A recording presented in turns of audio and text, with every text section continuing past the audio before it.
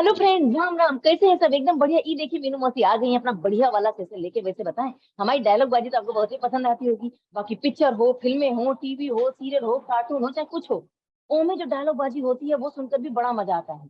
लेकिन जब एक हॉलीवुड पिक्चर में हिंदी डायलॉग बाजी होती है, आहा, ऐसा लगता है जैसे चाय के साथ किसी ने पापड़ भूंज के दे दिया हो। तो ऐसे ही हमारे साथ सचिन जी आ गए हैं बातें करने के लिए। कैसे इन्होंने भी अभी हाल ही में नई फिल्म आई है हॉटस्टार पे, गार्डियंस ऑफ गैलेक्सी वॉल्यूम 3 की बात कर रहे हैं। उन्होंने इतना बढ़िया वाला वॉइस ओवर किया है। तो हम सोच रहे हैं खूब सारी बातें करेंगे। कैसे ओके ला, हमारे पास बहुत सारे प्रश्न हैं। पहले तो स्वागत करेंगे सचिन जी, सास बहू और बेटिया में आपका। नमस्ते नीनू मौसी जी, कैसी हैं आप? हम तो एकदम बढ़िया हैं। बहुत ज्यादा बोल दिया जी लगता है स्टार्टिंग जी। में है। नहीं नहीं, कोई बात नहीं, चलेगा, आदत है। अच्छा, एक बात बताइए, आपने जी। जो किरदार निभाया है वो क्या कहते हैं, हम्म। ओको रकून। सबने ओको जी रकून बोला रकुल। है, हम तो ओको चूहा बोलते हैं, बड़ा वाला चूहा। जी। ओकी हाँ। डायलॉग बाजी आपने की है। मतलब जी क्या हाँ। कहेंगे, मतलब फैंस हिंदी डायलॉग सुनकर बड़े खुश हो रहे हैं। अरे क्या बात है, सबसे पहले तो मैं उनको वाकई थैंकफुल हूँ। मैं उनको थैंक यू कहना चाहूंगा, धन्यवाद कहना चाहूंगा कि उन्होंने मुझे इतना प्यार दिया, मेरे डायलॉग्स को इतना सराहा। और सबसे पहले तो मैं प्रोडक्शन का, आराधना स्टूडियो, इन सब का मैं शुक्रिया अदा करना चाहूंगा कि उन्होंने मुझे इस फिल्म में रकून का कैरेक्टर डब करने के लिए मौका दिया। जी। अरे वाह। अच्छा, एक बात जानना चाहेंगे, ये डबिंग करना आसान होता है या टफ होता है? आ, शुरू में तो टफ होता है, लेकिन अगर आप इस काम से अगर प्यार करने लग जाएंगे तो फिर ये बाद में आसान हो जाता है। जी हाँ। ये तो वही है, मतलब मुश्किल राहें स्टार्टिंग में मुश्किल इसलिए लगती हैं क्योंकि डर लगता है। जब डर दूर हो जाता है तब तक सब कुछ आसानी आसान है। आसान ही आसान हो जाता है, सही बात है।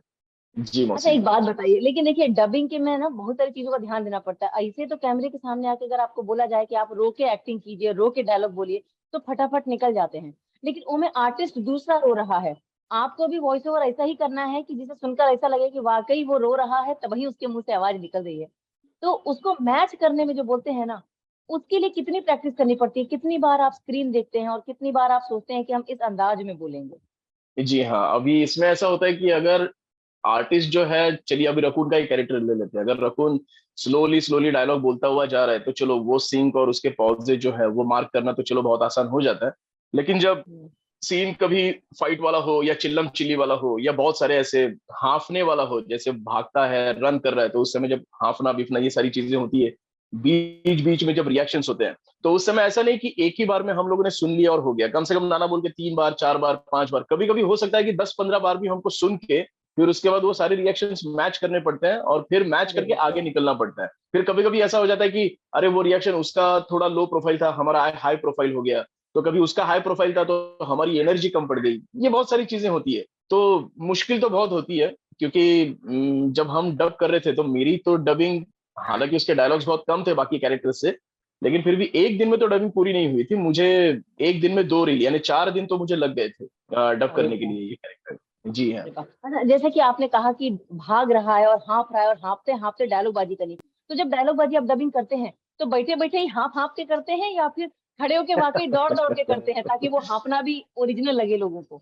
अब देखिए, अब ये फिल्म थी गार्डियंस ऑफ गैलेक्सी, तो उस हिसाब से इसके लिए हमने भी सोचा कि इतनी जब बड़ी फिल्म मिल रही है तो जो बाकी हम जो डब्स करते हैं, चलिए ठीक है, कार्टून्स हो गई या फिर कोई वेब सीरीज हो गई, तो चलो उसमें तो बैठे बैठे कर लिया, अलग बात है। लेकिन इतना बड़ा प्रोडक्शन और लोगों के सामने इतनी बड़ी चीज आ रही है, तो हमने सोचा कि चलो इसके अंदर पूरी तरह से रियलिटी डाली जाए। तो थिएटर जो था वो भी बहुत बड़ा था, लगभग ऐसे पकड़ लीजिए कि 1,000 या 1,500 स्क्वायर फीट इसको बोला जाएगा, वैसा था। तो बिल्कुल। हमने कह दिया कि बूम माइक जो है वो ऊपर से एक दो लगा दीजिए और हम पूरा, जैसे अगर वो भाग रहे हैं तो बिल्कुल। हम भी भाग के डब करेंगे। हाँ, पूरा ऐसे अरे वाह। थिएट्रिकल डब की तो लगना चाहिए, फील होना चाहिए कि सही में लाइव डबिंग हो रही है, तो उस हिसाब से वैसे हमने किया था। अरे जी हाँ। वाह, फिर तो मतलब कहते हैं ना, रॉकेट के किरदार के लिए आपने बखूबी बहुत मेहनत करी है, खून पसीना एक कर दिया, इतना दौड़े जी। हैं क्यों? जी हाँ। क्योंकि जी वो हाँ, तो वो तो बात दौड़ता ही सही हुआ है। नजर आया है पूरी पिक्चर में। सही बात है, दौड़ता ही हुआ नजर आया, हाँ। अच्छा, एक बात बताइए, ये पिक्चर आपने भी देखी होगी, आपका फेवरेट कैरेक्टर कौन सा है इस पूरी पिक्चर में? गार्डियंस ऑफ गैलेक्सी में सबसे बड़ा फेवरेट कैरेक्टर तो मेरा ही है। जो रॉकेट है, स्पेशली अगर देखा जाए तो उसका जो एटीट्यूड था वो मुझे बहुत पसंद है उस विलन का। बिल्कुल। जी हाँ। जी। देखिए, एक बात बोले, इंसान का चेहरे का हाव भाव देकर व्यू करना हमें लगता है थोड़ा बहुत आसान होता है डबिंग करना। लेकिन एक जानवर, उसका फेशियल रिएक्शन तो आपको दिखता नहीं होगा, और उस पर जी। आपको डबिंग करना, उसका वो रिएक्शन देते हुए कि हाँ सबको लगे कि हाँ इसका यही रिएक्शन होगा, हमें लगता है थोड़ा सा हम्म। टफ होता है, शायद इसीलिए आपको 4 दिन लग गए। जी हाँ, जी हाँ, बिल्कुल बहुत ज्यादा टफ होता है। बाकी डबिंग की तरह थिएट्रिकल डब तो नहीं होती। थिएट्रिकल डब में बहुत छोटी छोटी चीजों का ध्यान दिया जाता है। अगर उसकी थोड़ी सी ब्रीदिंग भी अगर इनहेल या एक्सहेल है तो उसका भी ध्यान दिया जाता है। और वो कहीं मिस हो गई तो एक दो बार तो ऐसे हो गया था कि 4 दिन की डब जब पूरी हो गई हम्म। और उसके बाद जब मिक्सिंग के लिए पिक्चर गई तो मिक्सिंग में बहुत छोटी छोटी चीजें थी, उसकी ब्रीदिंग थी, उसकी कुछ कुछ ऐसी स्नोरिंग थी, ये था वो था। तो वो डब करने के लिए मुझे वापस करेक्शन के लिए आना पड़ा। तो ऐसे समझ अरे, लीजिए 4 दिन तो पूरे डबिंग के लिए चले गए। और जो पांचवा दिन अलग से लिया गया वो सिर्फ उसके मिसिंग्स, करेक्शंस, एक्सप्रेशंस, मिसमैच वगैरह ये सारी चीजों के लिए लिया गया। और तब इतना अरे वाह, जाके फिर उभर के आ गया। सही जी बात है। हाँ। मेहनत हॉलीवुड वालों ने तो करी है पिक्चर बनाने में, बाकी बॉलीवुड वाले भी खूब मेहनत करते हैं भाई, डबिंग बॉलीवुड करना वाले भी खूब आसान नहीं मेहनत, होता। अच्छा, आसान एक बात नहीं है बस बताइए, ये। देखिए, ये तो फिल्म रही गार्डियन ऑफ गैलेक्सी, ठीक है, इसके सभी किरदार एकदम अलग लग रहे हैं, लेकिन सबकी लाइफ में सुपर पावर वाले जो कैरेक्टर रहते हैं बड़े ही, मतलब सबका कोई ना कोई फेवरेट रहता है। जैसे हमारा एक फेवरेट है टोनी, टोनी शार्क। आपका जी। सबसे ज्यादा फेवरेट कौन सा कैरेक्टर है? स्पाइडरमैन। अरे, जी है। स्पाइडरमैन। अच्छा, स्पाइडरमैन की ऐसी कौन सी बात है जो आपको सबसे ज्यादा भाती है? अ, जब लोग मुश्किल में होते हैं तो उन्हें बचाने के लिए हमेशा वो अपने हाथों में से धागे जाल, जाल वो, फेंकता है। अच्छा, हाँ। तो आप ये बताइए, आपने कभी अपनी रियल लाइफ में कभी ऐसा जाल फेंका है जो आपको लगता है कि वो बढ़िया एकदम बराबर लगा है जहां जाना चाहिए था? चाहे वो हाँ, अच्छा हो चाहे कैसा भी हो, दोस्तों के साथ, जिसके साथ भी। बचपन में स्कूल में ऐसे किया करते थे हम लोग। स्कूल में और कॉलेज में किया करते थे। तो उसके बाद जब प्रोफेशनल लाइफ में आए तो मतलब उतने वहां तक तो नहीं कि चलो खुद को बचाने के लिए, वैसी चीजें तो थोड़ी आसान होती गई लाइफ में। हाँ, लेकिन जहां जहां पर जरूरत हुई वहां वहां पर थोड़ा सा कभी कभी करना भी पड़ता है। तो वैसे जाल तो बहुत बार फेंकने ही पड़े हमको, क्योंकि अगर मतलब, नहीं फेंकेंगे तो जिंदगी सही भी नहीं चलेगी। चलिए, ऐसा है। रियल लाइफ में आप अपने लिए स्पाइडरमैन तो बन ही गए। अच्छा, अब बात करें, देखिए, आपने ऐसा नहीं है कि मतलब सिर्फ हॉलीवुड फिल्मों का ही वॉइस ओवर किया है।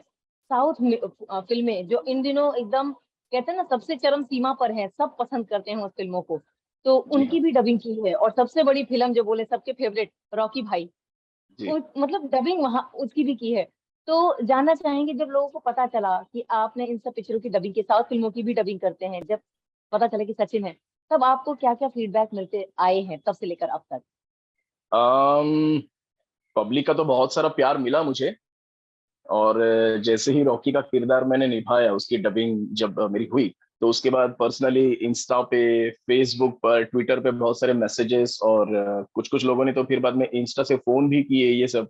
तो एक वक्त ऐसे आ गया था कि मैं किस किस के फोन उठाऊं, क्या करूं, क्योंकि फिल्म तो बहुत तगड़ी ब्लॉकबस्टर हिट हो गई थी। सबको ही पता है कि सुबह सुबह 4 बजे का पहला शो लगा हुआ था उस फिल्म का। मतलब मेरे ख्याल से तो इंडस्ट्री में ऐसा धमाका बहुत दिनों बाद आया होगा कि सुबह सुबह 4, 4:30 बजे थिएटर फुल हो रहे हैं। और जैसे फुल ही है चार सही में। बजे जी 4 बजे पिक्चर लगी और उसके बाद 7 बजे फिल्म देख के लोग बाहर निकल रहे हैं, और सुबह सुबह 7 बजे मुझे फोन, और मैं सोता हुआ फोन उठा रहा हूँ, हाँ हेलो सर, मैं आपका फैन बोल रहा हूँ यहाँ से वहां से, ये सब। मैं बोला अरे भाई मतलब रुको, सोने तो दो कहाँ यार। से? नहीं नहीं सर, आपने काम ही इतना अच्छा कर दिया कि हम क्या करें ये सब। और बाकी जो दोस्त यार मेरे जो विलेजर्स हैं, ये सारी चीजें तो इनको पता नहीं था कि मेरे प्रोफेशन के बारे में कभी।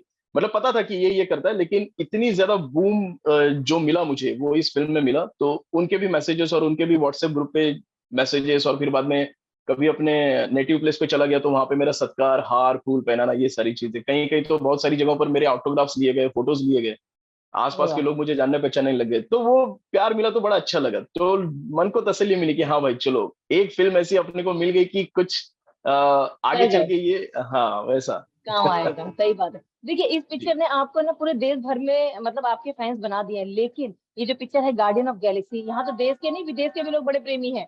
हॉलीवुड पिक्चर है, वहां के साथ साथ इंडिया में भी चल रही है। तो अब है ना, आपके हमें लगता है फैन फॉलोइंग और बढ़ने वाली है, विदेश से अरे फोन क्या बात आएंगे है। कि भाई रॉकेट, अच्छा। आपने एकदम रॉकेट गिरी कर दी। क्या थैंक कहेंगे? You so much.